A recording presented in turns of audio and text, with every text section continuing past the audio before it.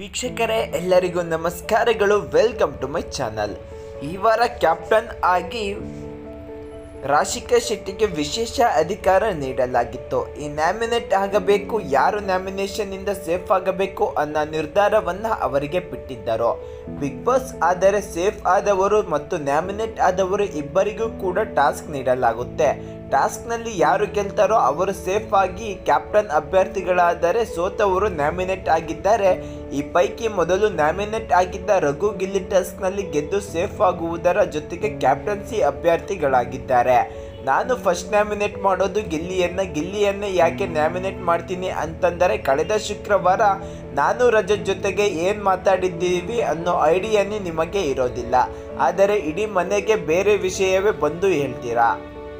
ಅದರಿಂದ ಏನೇನೋ ಮಿಸ್ಅಂಡರ್ಸ್ಟ್ಯಾಂಡಿಂಗ್ ಆಗಿದೆ ಅಂತ ಇಡೀ ಮನೆ ನೋಡಿದೆ. ಒಂದು ಮಾತು ರಾಶಿಕಾ ನೀನು ಏನು ಹೇಳಿದೆ ಅಂತ ಒಂದು ಮಾತು ಕೂಡ ನೀನು ಕೇಳಲ್ಲ. ಜೊತೆಗೆ ಈಗ ನಾನು ಕ್ಯಾಪ್ಟನ್ ಆಗಿದ್ದೇನೆ ಅಂತಂದರೆ ರಾಶಿಕಾ ಆಗಿ ನಾನು ನಿಮಗೇನು ಆರ್ಡರ್ ಮಾಡಲ್ಲ. ಕ್ಯಾಪ್ಟನ್ ಸ್ಥಾನಕ್ಕೆ ಒಂದು ಗೌರವ ಕೊಡಬೇಕಾಗುತ್ತದೆ.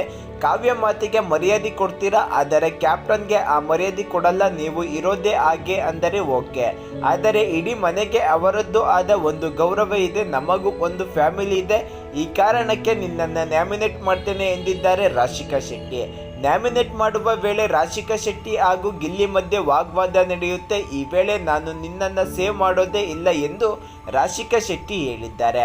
ನಾನು ಧನುಷ್ ಅವರನ್ನು ಸೇವ್ ಮಾಡ್ತೀನಿ. ಧನುಷ್ ಮಾತನಾಡೋದು ಕಡಿಮೆ ಇರಬಹುದು, ಆದರೆ ಅವರ ನಿರ್ಧಾರಗಳು ಕರೆಕ್ಟ್ ಆಗಿರುತ್ತೆ.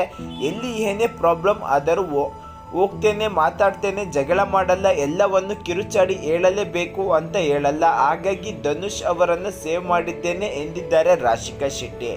ರಘು ಅಣ್ಣ ಆಟ ಅಂತ ಬಂದಾಗ ಸೂಪರ್ ಆಗಿ ಆಡ್ತಿದ್ದೀರಾ, ಮನೆ ಅಂತ ಬಂದಾಗ ನಿಮ್ಮ ನಿರ್ಧಾರಗಳನ್ನು ಹೇಳ್ತೀರಾ, ಆದರೆ ಎಲ್ಲೋ ಒಂದು ಕಡೆ ಕೆಲ ಪಾಯಿಂಟ್ಗಳನ್ನು ತಲೆಗೆ ಹಾಕಿಕೊಂಡು ತುಂಬ ಯೋಚನೆ ಮಾಡ್ತಿದ್ದೀರಾ ಅಂತನಿಸುತ್ತೆ.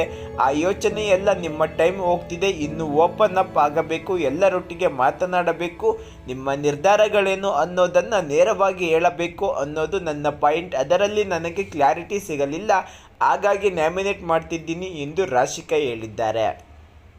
ನಾನು ಸೇಫ್ ಮಾಡ್ತಿರೋದು ರಜತ್ ಅವರನ್ನು. ರಜತ್ ಬಂದಾಗ ಎಲ್ಲರೂ ಅವರು ಮಾತನಾಡಿದ ಮಾತುಗಳನ್ನು ತಪ್ಪು ಅಂತ ಹೇಳ್ತಾರೆ, ಆದರೆ ನನಗೆ ಅವರು ತುಂಬ ಜೆನ್ಯೂನ್ ಅಂತ ಅನಿಸಿದ್ದರು, ಹಾಗಾಗಿ ರಜತ್ ಅವರನ್ನು ಸೇವ್ ಮಾಡಿದ್ದೀನಿ ಎಂದು ರಾಶಿಕಾ ಹೇಳಿದರು.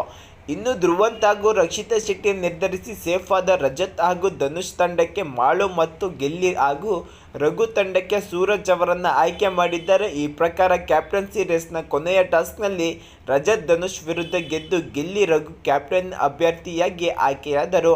ಗಿಲ್ಲಿ ರಘು ಗೆಲುವನ್ನು ಧ್ರುವಂತ್ ಮತ್ತು ರಕ್ಷಿತಾ ಶೆಟ್ಟಿ ಕೂಡ ಸಂಭ್ರಮಿಸಿದ್ದರು. ಇನ್ನು ತಾವೇ ಖುದ್ದಾಗಿ ಸೇಫ್ ಮಾಡಿದ್ದ ಧನುಷ್ ಹಾಗೂ ರಜತ್ ಮತ್ತೆ ನ್ಯಾಮಿನೇಟ್ ಆಗಿದ್ದು ರಾಶಿಕಾ ಶೆಟ್ಟಿಗೆ ಭಾರಿ ಮುಖಭಂಗ ಆಗಿದೆ.